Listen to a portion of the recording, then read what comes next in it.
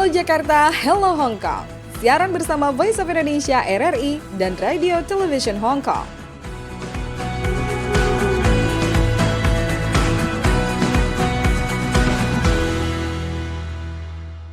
Halo Jakarta. Halo Hong Kong, saya Skarsari dari Voice of Indonesia di Jakarta. Dan saya Sam di RTHK Radio Television Hong Kong. Senang sekali bisa menyapa pendengar Voice of Indonesia dan juga RTHK yang ada di Hong Kong dan juga di seluruh Indonesia dalam suasana yang penuh keberkahan karena hari ini merupakan hari kedua dari ibadah puasa. Dan gimana nih, saya masih tetap semangat dong ya walaupun hari kedua berpuasa nih ya kalau untuk saya ya. Tetap semangat. Saya Selamat juga menjalankan ibadah puasa ya. Kami mengucapkan selamat menjalankan ibadah puasa kepada seluruh teman-teman di Hong Kong dan juga pendengar-pendengar di Indonesia. Iya, jadi semoga puasanya berjalan dengan lancar, kemudian sehat-sehat, yang beribadahnya dengan penuh kehusyukan dan juga kita selalu senantiasa diberikan kesehatan dan juga kedamaian. Di Hong Kong tuh puasanya tuh gimana sih Sam? Penuh tantangan gak sih dengan cuacanya yang seperti ini? Seperti tahun lalu ya, kita ada beberapa PMI yang sharing-sharing ya mengenai mereka punya puasa di Hong Kong, yang bahwa mereka tuh kadang-kadang di sini ada yang susah, ada yang enggak ya. Kalau tergantung majikannya sih sebetulnya. Ya, ada yang lebih udah mengerti lah istilahnya bahwa mereka tuh sudah di-train ya, teman-teman kita nih atau penduduk-penduduk semua udah atau muslim semua udah di-train dari kecil. Ya nggak untuk berpuasa, ya nggak setahun sekali. Gitu. Tapi jadi masih banyak yang, aduh jangan puasa deh, nanti pingsan gitu, atau nanti nggak bisa kerja, nanti lemas gitu. Masih ada tantangan-tantangan berarti ya yang dihadapi oleh PMI. Masih. Tapi mendingan sih tahun ini karena kan kita lebih makin maju kalau nggak salah ya. Betul. Tahun lalu kan bulan Mei ya, Mei, April, Mei, ya nggak. Nah jadi mungkin lebih nggak. Kalau habis puasa tuh liburan mungkin di luar ya, nggak terlalu panas. Iya, jadi bulannya kalau enak musim ya. panas tuh, waduh, ya, double deh ya. Ya itu loh. Benar. Tapi kan untungnya sekarang tuh marak juga ya intermittent fasting yang puasanya sampai 16 jam, 18 jam, 24 jam gitu ya. Jadi karena sudah banyak yang melakukan intermittent fasting dan ini nggak hanya untuk umat muslim, semoga deh ya. Jadi nggak ada lagi PMI di Hong Kong yang kemudian dilarang berpuasa gitu ya. Iya. Dan semoga majikannya juga bisa mengerti ya, memberikan mereka untuk menjalankan mereka punya ibadah puasa. Betul. Sam, kalau di Jakarta pernah nggak naik Transjakarta? Transjakarta? Ada. Belum pernah nggak? Belum ya? Oh ya. Nanti Sam kalau lagi misalkan lagi di bulan puasa ini datang ke Jakarta gitu ya, naik Transjakarta, jangan heran kalau nanti di haltenya 30 menit sebelum berbuka puasa akan dibagi-bagikan makanan gitu. Makanan kecil sih kayak takjil aja untuk berbuka puasa. Biasanya sih semacam kolak atau mungkin kalau kolak sih repot ya kayaknya makannya nanti tumpah-tumpah. Ya paling umum sih dikasih air putih sama kurma itu udah cukup banget untuk berbuka puasa gitu. Ya, di Hong Kong ada Hong Kong Supermarch ya. Apa tuh? Iya, Supermarch ini Kai Tak Sports Park. Ya, a new era of Hong Kong mega event. Jadi ini Hong Kong punya stadium, namanya itu Kai Tak Sports Oh, yang baru Park. itu ya? Yang baru, wah sangat besar, sangat mewah. Yang mau dipakai sama Coldplay itu ya? Betul. Yang nanti Coldplay. Iya. In April, Coldplay. Ya, jadi ini grand opening tanggal 1 ya kemarin ya. Kai Tak Sports tanggal 1 sudah dibuka. Udah dibuka akhirnya. It's official, official opening ya, March yesterday ya. Jadi teman-teman semua bisa tuh ya, bisa mengunjungi, dan turis-turis dari Indonesia juga bisa mengunjungi Kai Tak Sports Park. Ya. Letaknya di mana itu Sam? Nggak salah. Dulu airport airport Hong Kong yang dulu tuh di Kowloon City, ya nggak deket Kowloon City. Tidak jauh dari apa? Pusat turis juga ya di situ ya. Pusat turis juga, betul. Bisa sekalian untuk ke sana.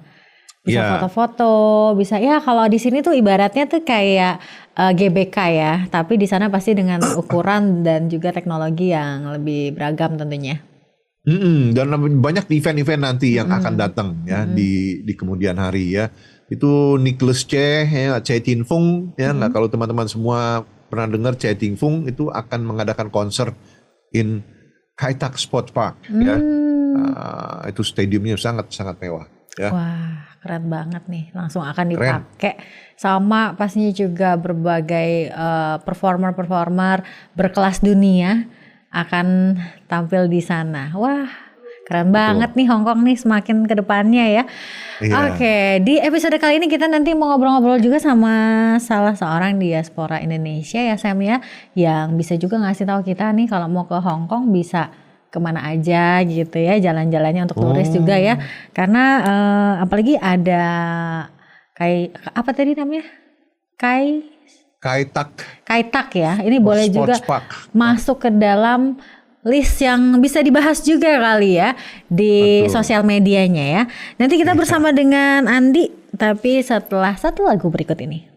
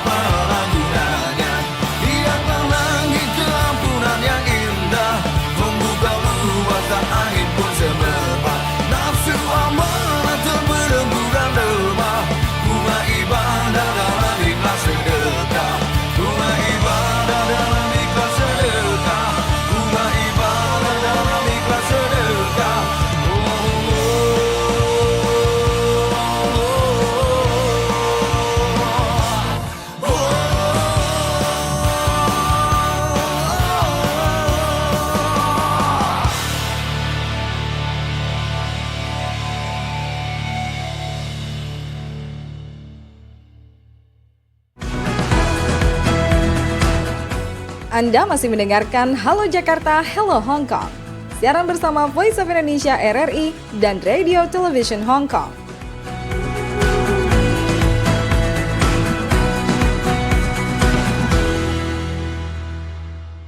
Halo Jakarta. Halo Hong Kong, masih bersama Sekar dan Sam di Halo Jakarta, Halo Hong Kong. Sam ditemani sama siapa di sana? Pagi hari ini kita ditemani seorang diaspora ya yang di Hong Kong.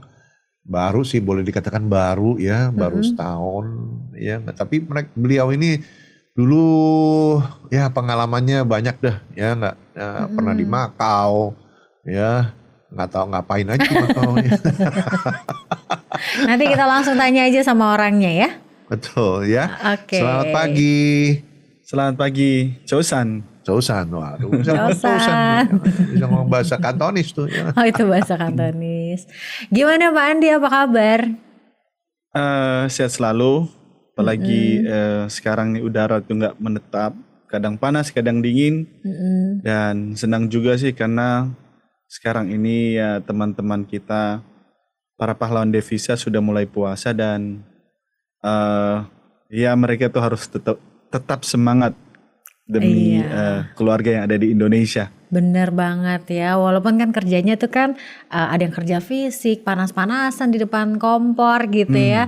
Tapi tetap semangat untuk bisa memberikan yang terbaik kepada Indonesia. Apalagi juga belakangan tuh semakin marak orang-orang yang pada pengennya kerjanya ke luar negeri ya. Iya. Iya, maunya luar negeri ya. Ini seperti dari Mas Andi sendiri ya, memang dari dulu memang punya cita-cita untuk bisa pergi ke luar negeri atau bekerja di luar negeri gitu. Kalau dulu sih saya dulu di Jakarta. Iya. Dan waktu itu main ke Hong Kong, main sekali, 2 kali gitu. Ketiga kali itu kayak enak juga ya di Hong Kong. Ini kalau misalnya mau cari kerja di sini, mau cari peluang di sini gimana ya? Terus mulai tanya-tanya, mulai cari informasi, tapi nggak bisa di Hong Kong. Jadi waktu itu saya ke Makau dan lumayan lama di Makau. Terus kemudian di sana kerja ya sambil karena saya suka ya dengan bahasa yang dipakai di Hong Kong dan Makau ya saya juga belajar dan kemudian ya karena waktu itu juga sudah tren dengan media sosial ya saya berpikir kenapa enggak saya explore Hong Kong dan Makau ini. Jadi waktu itu ya suka bolak-balik dan sampai sekarang sih gitu. Oke. Kenapa milih Hong Kong gitu? Dan kenapa juga suka bahasanya? Karena kan kalau saya sih dengernya nggak gampang gitu ya. Oke, ini banyak teman-teman juga yang menanyakan mungkin ya. Ada yang sudah tahu, ada yang banyak yang belum tahu bahwa di Hong Kong dan di Makau sini bahasa utama yang dipakai itu bukan bahasa Mandarin gitu, tapi bahasa Kantonis. Ya. Nah, bahasa Kantonis dan Mandarin itu ya kalau saya bisa bilang itu sangat berbeda gitu. Dan kenapa saya mau belajar? Ya karena itu waktu itu kan saya kerja di Makau dan bos saya ngomong, kamu kalau di Makau sini ya ngapain kamu pakai bahasa Inggris gitu? Ya mending kamu pakai bahasa Kanton. Lagian muka kamu udah kayak orang Makau ngapain gitu. Iya sih, iya bener sih, mirip sih. Tapi aslinya emang orang mana? Saya orang Manado. Oh ya boleh lah ya, jadi boleh mirip-mirip gitu ya, oke. Iya, jadi dari situ ya mulai belajar dan wah itu ya saya bisa bilang bahasa Kanton itu ya memang benar Mbak Sekar, ya itu bahasa yang paling susah dihafal, bahasa yang paling susah dipelajari gitu. Ya mungkin anak-anak aja yang mau belajar saya tanya, kamu berapa lama belajar ini dari kecil sampai besar? Itu lebih dari 15 tahun mungkin katanya baru bisa tulis, baca apa semua. Itu saking susahnya bahasa Kanton itu.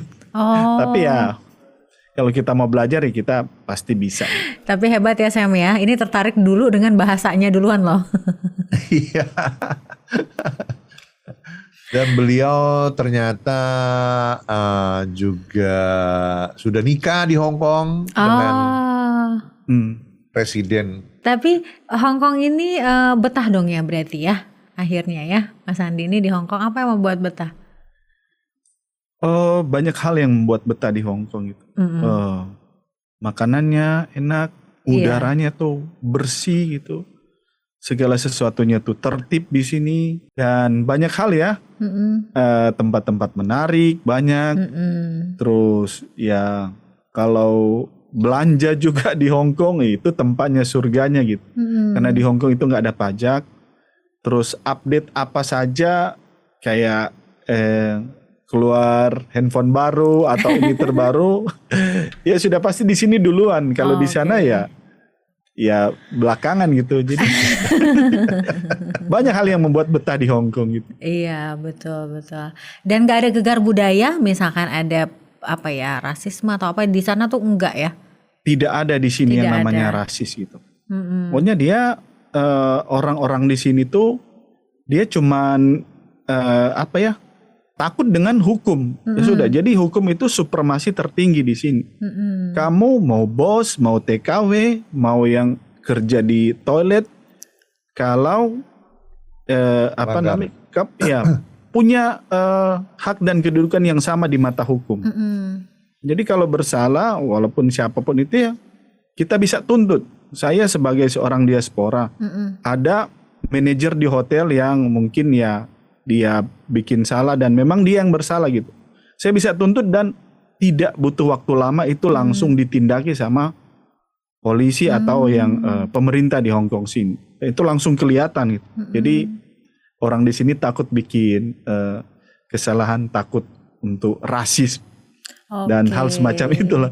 Apalagi kalau nyetir di jalanan nggak karu-karuan tuh, nggak ya? Langsung takut ya. Ya, yang pertama di Hong Kong sini orang yang nyetir mobil itu dia harus punya SIM. Nggak mungkin dia nyetir mobil itu nggak punya SIM. Pasti punya SIM. Ya. Karena kalau kalau sampai ketangkap gitu itu sangat fatal. Dan apalagi kalau misalnya kecelakaan gitu dan kita penyebab kecelakaan itu, misalnya kita yang senggol mobil atau kita yang tabrak, itu siap-siap bahkan sampai beberapa tahun ke depan kita masih akan menanggung akibat dari kesalahan kita itu. Jadi orang di sini tuh ya sangat hati-hati gitu. Luar biasa ya. Iya benar, sebetulnya lebih kita harus bertanggung jawab lah apa yang kita lakukan di Hong Kong ini. Jadi semua ada pertanggungjawabannya. Ketertiban, keteraturan, kepastian dan perlindungan hukum itu sih ternyata yang betul-betul apa ya sangat menarik dan mungkin juga memberikan rasa aman itu yang membuat Hong Kong buat Mas Andi ini menjadi satu negara atau satu wilayah atau satu tempat yang apa ya yang menjadi pilihan terbaik gitu ya. Betul. Itulah kenapa Sam nggak pulang-pulang ya Sam ya. Saya mau pulang. Oh ini malah kebalikan ya, mau pulang ini. Di Hong Kong udah kemana aja Andi? Wah, di Hong Kong sudah pergi ke banyak tempat dan kalau teman-teman mau tahu informasi Hong Kong itu ya sekalian promosi ya. Bisa ke YouTube channel saya Initial ABT, itu teman-teman bisa menemukan segala sesuatu informasi yang diperlukan tentang Hong Kong sini. Contohnya kemana aja? Kemarin saya ke Discovery Bay semalam gitu. Jadi saya bisa lihat ini Discovery Bay itu seperti ini. Jadi naik mobilnya itu dari Tung Chung, naik bus DB Kos. Ya? Tempat apa itu? Discovery Bay itu dia pantai, tapi di pinggir-pinggirnya dia ada villa, ada plaza dan juga ada kayak bar. Jadi kita bisa nongkrong di situ, kita bisa jalan-jalan dan itu ada kayak pasir putih yang kayak disediakan buat kita nongkrong juga di situ. Kita bisa ya foto-foto, kita bisa duduk, kita bisa mandi bahkan di situ. Jadi keren banget tempatnya. Nah nanti untuk cara kesananya naik bus nomor berapa, rutenya dari mana itu nanti itu bisa ada lebih lengkapnya di YouTube-nya. Iya betul. Terus kemana dan lagi juga, yang bisa direkomendasikan? Kalau di sini tempat-tempat ya kayak Yuen Long ataupun ke Tsuen Wan. Itu tempat ataupun, apa? Ya di sana itu lebih ke di sana juga ada desa gitu. Desa. Desa. Iya, desa yang ya? ternyata saya pikir di Hong Kong ini nggak ada desa yang benar-benar jauh dari Causeway Bay gitu, jauh dari Mongkok, ternyata ada gitu. Dan di sana kayak di sini juga anjing dilepas ya. Saya pikir anjing itu dikurung apa? Di sini juga dilepas. Jadi benar-benar seru gitu. Jadi suasananya beda banget dari metropolis langsung ke pedesaan. Iya. Dan di sana juga itu ya beda untuk kayak biaya hidup, harga-harga itu beda. Lebih murah. Jauh lebih murah daripada yang di padahal di dekat sama Causeway Bay. Iya, Causeway Bay itu mau cari makanan minuman yang murah itu sangat susah. Tapi di Yuen Long kita mau cari makanan 30 sudah sama minum 35, 36 itu banyak di sana. $36 itu kurang lebih jadi 70-an ribu rupiah. Iya. Tapi udah sama dan minum porsinya loh. Lumayan gede. Udah sama minum ya, murah itu sudah sama minum, di sini iya. Kan. Oke, jadi ternyata ada tempat-tempat yang anti mainstream gitu ya. Kalau kita taunya ke Hong Kong ke Disneyland, ternyata ada desa, kemudian ada tempat-tempat menarik lainnya yang bisa dilihat di YouTube-nya Mas Andi. Apa tadi YouTube-nya boleh di-share? Inisial ABT. ABT. Oke, saya ada yang mau ditanyakan lagi? Iya, apa ke depannya nanti bagaimana? Jadi mau tinggal di Hong Kong terus atau balik ke Manado atau bagaimana? Untuk sekarang ini masih enak di Hong Kong ya. Masih enak di Hong Kong dan masih belum explore keseluruhan Hong Kong.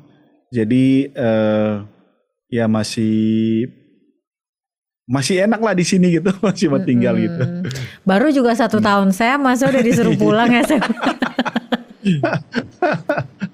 Ya nanya aja gitu. Oh iya. Kan, bukannya disuruh pulang ya, enggak ya. Saya belum pernah ke Manado, soalnya bagaimana keadaan Manado bagaimana. Di Manado banyak ikan ya, terus juga ada pegunungan juga ya Mas Andi di sana ya. Iya, ada yang bunga-bunga, terkenalnya sama bunga-bunga gitu ya. Iya. Boleh lah Sam nanti diajak ke Manado untuk mencoba makanan eksotis. Kehidupan di Hong Kong bagaimana? Mahal nggak sih sebetulnya? Kalau di Hong Kong itu kehidupannya ya sudah pasti mahal gitu, karena kan tempat tinggal terus apalagi kita tinggal di Pulau Hong Kong sana. Ya di sini cuman diimbangi dengan kalau kita bekerja di Hong Kong ya uangnya di sini juga gede gitu. Jadi ya balance lah ya kalau saya bisa bilang, kehidupannya mahal, segala sesuatunya mahal, tapi juga ya pendapatan di sini tuh ya sangat tinggi, bisa 5-6 kali UMR Jakarta gitu. Jadi ya orang di sini bilang ya camtol lah. Camtol. Kurang lebih sama gitu. Oke. Tapi mungkin untuk yang pingin bekerja di Hong Kong gitu ya, ada hal-hal apa sih yang harus menurut Mas Andi tuh jadi perhatian banget gitu? Agar tidak kemudian bisa terjerat atau jadi berurusan dengan hukum gitu. Oke, jadi kalau mau datang kerja di sini gitu, kalau saran dari saya ya, yang pertama ya harus mental. Ya, mental itu sudah harus dipersiapkan dengan baik gitu.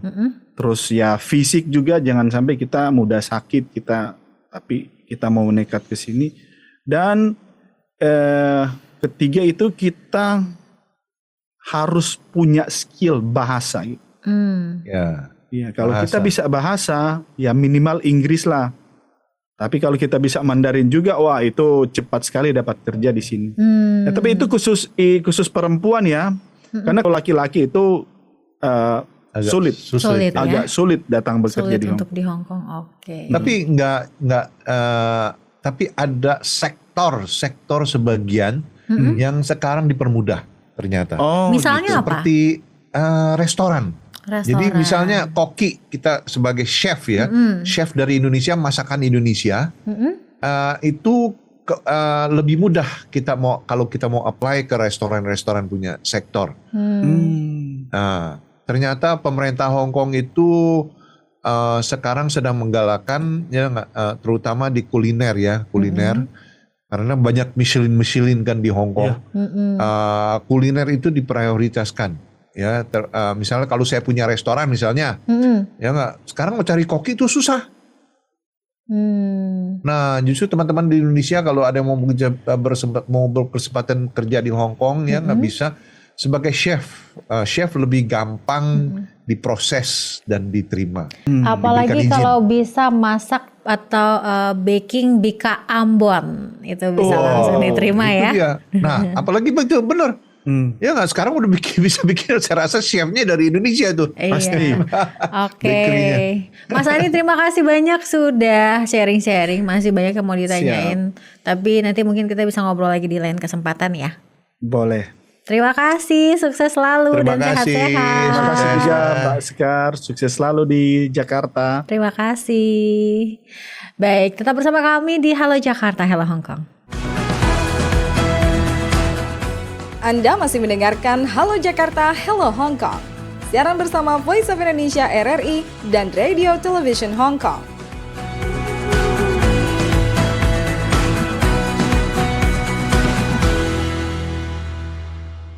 Halo Jakarta. Hello Hong Kong, memang benar sih, saya setuju banget tadi kalau disampaikan sama Mas Andi ya, bahwa di Hong Kong itu penuh dengan kepastian, kemudian juga sangat teratur. Itu yang membuat orang-orang yang datang ke sana tuh bolak-balik pengen ke sana terus gitu ya. Iya. Dan apalagi karena eventnya tuh yang nggak habis-habis gitu. Kayaknya setiap waktu tuh setiap minggu kok event terus, keren banget ini yang Banyak menyelenggarakan. Nah ini tadi udah ada acara hiking, kemudian minggu lalu ya kita udah ngebahas hiking. Kali ini masih ada kegiatan apa lagi nih Sam? Di Hong Kong nih ya, sepertinya kebanyakan tuh art ya. Art. Seni, kesenian itu sangat luar biasa di Hong Kong ya. Ini diadakan the 53rd Hong Kong Art Festival 2025 ya. Akan diadakan di Hong Kong ya.